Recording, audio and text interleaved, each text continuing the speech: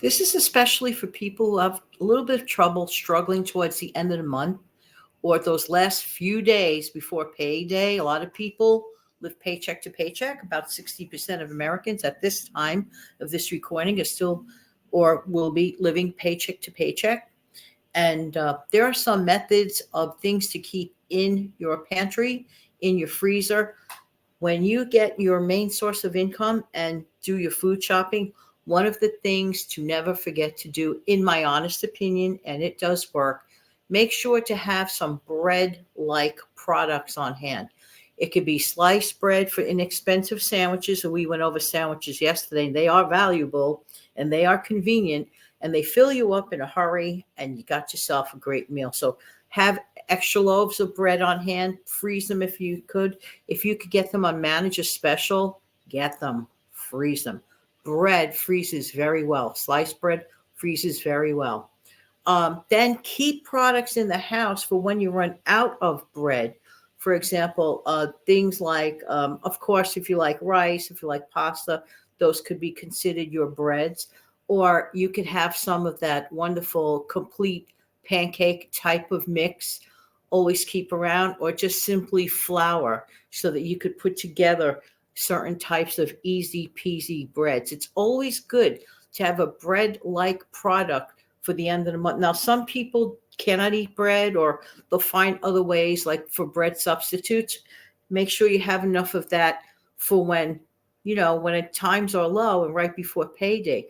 Because bread you could do so many things with.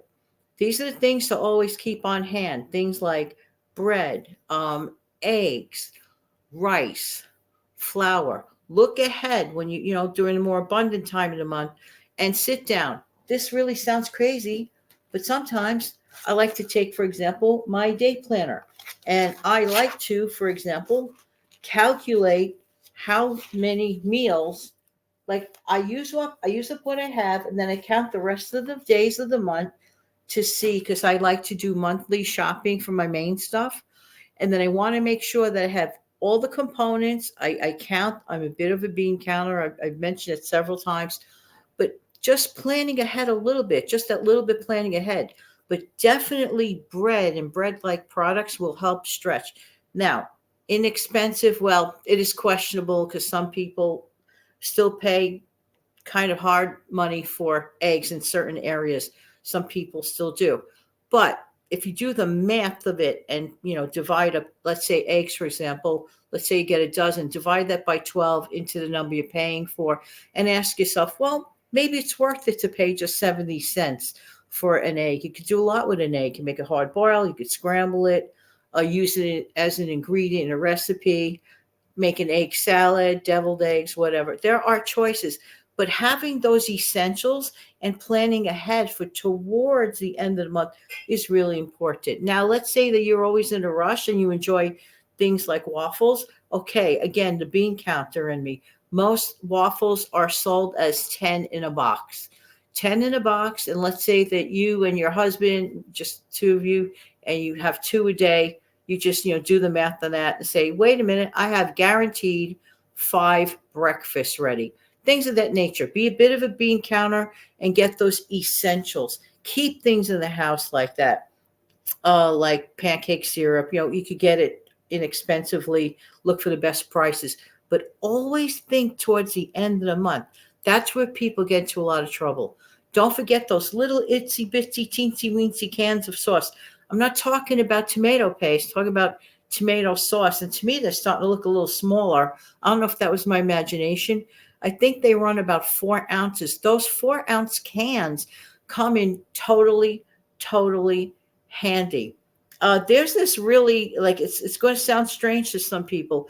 This recipe that some people do, I think it originates from Italy. I'm not positive, but it tastes really good. It does not look pretty. It does not look pretty. But what you're doing is you're, let's say, going to make a scrambled egg, for example, except what you do is you heat up some butter and let that melt down. And in a mixing bowl, you break and you take your whisk up your eggs, as if to scramble them, put a little seasoning. But here's one thing you do: you take one can, that little teensy weensy can of tomato sauce, and enter it into the egg. It's going to look like a blushed color, okay? The mixture. Now, when you make it, it doesn't look pretty. It just does not look pretty, but it tastes amazing. It tastes amazing. So you might want to try this very inexpensive. You could have a hot sandwich with that.